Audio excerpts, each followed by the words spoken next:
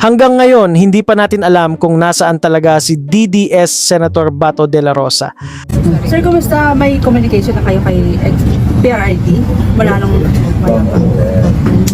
No plans of going sa The Hague.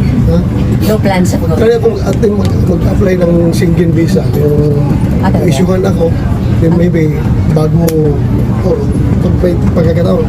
Kung tatanungin mo naman si Ombudsman Boying Remulla na siyang unang nagchismis na may warrant of arrest na daw si Bato, malamang ang sasabihin niya magtago na lang ito ng mabuti para safe si Tito Sen mula sa posibleng Senate Kudeta. Bagong Kaya taon. mag-alala yung arresting team naka-standby lang.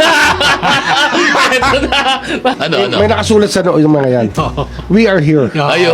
Ayun. Andito kami. Ayun. Pero kung tatanungin mo itong galunggong na to, eto naman ang isasagot niya. Si Bato ay hindi po nagtatago.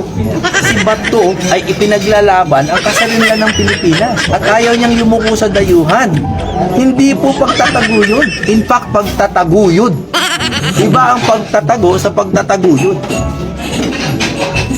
So, hindi pa rin malinaw kung makaka-attend ba talaga si Bato bilang impeachment judge ni Sara Duterte kung sakali. Ano sa tingin nyo?